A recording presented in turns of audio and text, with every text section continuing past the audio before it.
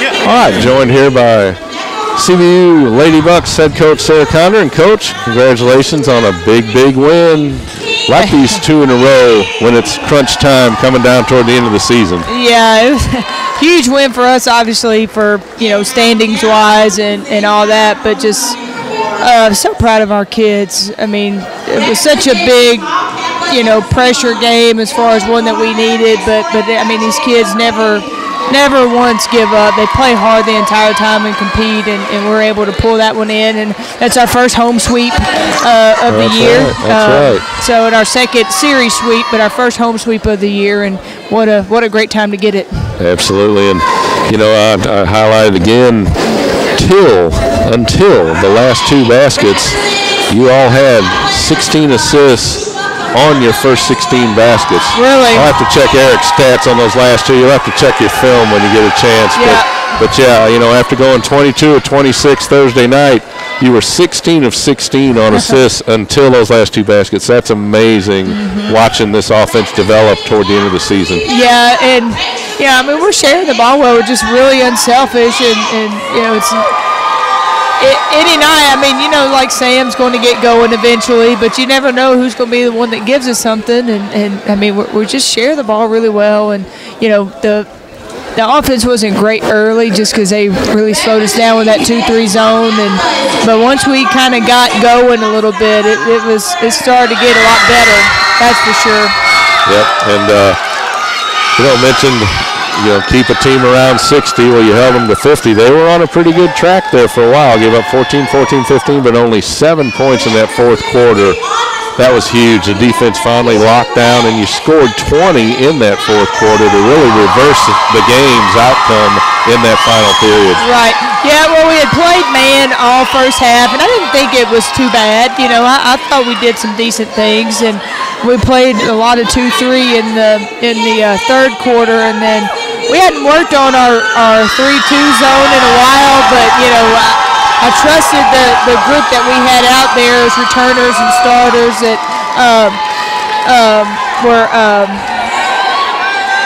that they could go back and remember how to run it without messing up or doing anything about that. But, I mean, they did a really good job of running that with no practice on it for the last month, really.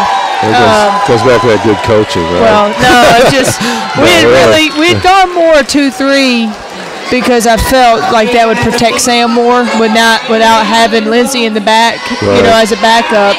But our 3-2 zone really came in to help us out in that fourth quarter. That's great, and Coach D started in a 2-3 and stayed in that 2-3. And like I say, you had different people flashing to the middle, whether it's Schaefer or Reeves.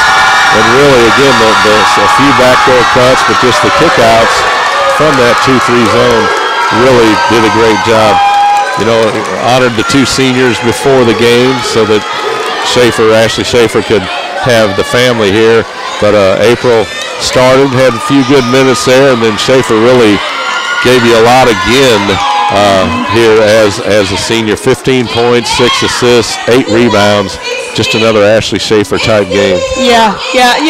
In April didn't play as much tonight. That's just for the simple fact that they were playing so much zone. The way the matchup didn't go with her strong point, but the minutes that she gave us were really solid and gave us some energy. And Ashley Schaefer's just been really coming on here lately. Played extremely well these last 4 games, and it's just like, you can tell this kid's not ready to be done playing. She wants to extend the season, and she's doing what seniors are supposed to do. And I think we talked about this on an earlier broadcast, but our leadership is really starting to take a hold, of this program, and I think that's one. And Schaefer's one of the big reasons why we're moving in such a positive direction. Yeah, and then Samantha Reeves on, I guess, 2 good eyes tonight, but still that ankle seems like it bothered her at times, whether, has to come out a little break here and there. But if we can get her healthy, even with and she's got a severe bruise on that one calf down there. I don't know what happened in the game or one of the practices or what, but I noticed that too. I'm like, man, I'm limping just looking at that thing. But 19 points for Sam and 5 boards and 2 assists, 36 minutes. She's giving you everything she has coming down the stretch too. Yeah, and she got she got banged up there in the second quarter, and I was a little concerned to how she was limping around on that ankle. And she said she was good, and we really rode those starters. Sam. She played the whole 20 minutes of the second half, and so did Shafe, and so did Courtney and Rachel played 40 minutes total for the night, but Sam's just been our workhorse all year, and you always know you can go to her, and she's doing all that she can on a bum ankle, and just really proud of how much she's pushed through the pain and put us on her back as well. Absolutely. It's good to see her sister. Emily was at the game today and sitting across the way. I hadn't seen her this year. The one game she was here, I was out. So it was good to see her. And I'm sure she was encouraging her sister and the Lady Bucks. She said it's still really tough to even come to the games. Yeah. And it has to be. Yeah. So, all right, and shift gears a little bit here, Coach. I see it in the men's and the women's games, but, I know the relationship with you and Coach Groninger, but coaches always get together, it seems like, for the most part, in these GFC games, whether sit out on the bench or just sit and talk and, tell the fans, and I joked with you two about, are you telling secrets or back and forth. What all, is that some personal, like do you have phone calls, not just Coach Groninger, but the other coaches throughout the league? Do you discuss just overall how your teams are doing in general, or what, without giving away secrets, but just what is some of those conversations for fans that may not know what goes on before the games as far as when you have your conversations with coaches? Well, it's almost like a little fraternity, of coaches. You get close to coaches, throughout the years, and you know them pretty well. And obviously, Coach G, knowing him and working for him that year, so I know him extremely well. But you talk about how your teams are doing and what's going on in the league and what you think about different teams, and sometimes you talk about strategy and what's worked for you and what didn't work for you, and of course, we've talked a lot about schedule and the 22-game conference schedule, which everybody knows in conference, or the coaches haven't been big fans of. But, you talk about issues and things that are going on in the league and things like that. And you just keep up with each other. And, we text a lot, hey, good win, it's a great win tonight, or things like that. Just because, you got a lot of respect for your fellow colleagues, and those conversations are always fun. It's funny, like the other day against West Al, Rusty was like, he said, well, I'll tell you good luck, but I'd be lying. I said, yeah. I said, we'll be friends again after the game. There you go. That's right.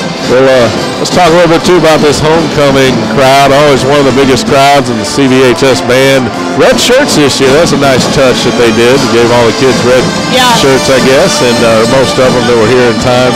But, it's always pretty electric atmosphere. Hopefully the guys can have a little better second half and get the crowd back into it here, as West Georgia really has done very well this first half against them. But, you're an alumni. You can't do everything, obviously, like a lot of the other, former students can on homecoming because you have a job to do.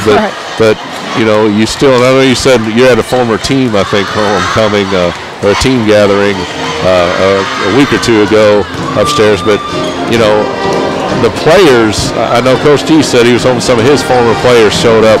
Have you seen any of your former players? Of course, a lot of them come anyway, that the local players. Right, yeah. No, I'm not sure that there are some people that, I do a monthly newsletter, and I'm not sure that a lot of people knew it was homecoming other than what we put in the newsletter. So it doesn't look to be like a huge crowd up there like it's been in the past as far as alumni is concerned, but the crowd is outstanding. Anytime you can get the the organizations, the fraternities and sororities to come out and support you. I thought they were not as crowded today, but a lot of them were here on Thursday as well. And you know, when they're here, it really is a great atmosphere, and we appreciate all them coming out and the noise that they've been making, and it's really fun when you got that many people here. Absolutely. I didn't sneak and see who did what today in the league, so I'm not sure. Huntsville lost, Valdosta lost, West Al lost, North Al lost. So things went in our favor today. Well, I was going to say the old George Jefferson song, right? We're moving on up. That's what we want to see as this season progresses. Tough 4 out of 5 on the road coming down the stretch. Yeah. As Thursday you're at West Florida. That'll be a tough one. And at Valdosta too. Well, jockeying for position these last few games, Coach. Want to wish you the best of luck. Get 2 big ones on the road. We'll be watching online, and we'll see you back here a week from Thursday against Huntsville. Thank you. All right, thank you very much. That is victorious once again.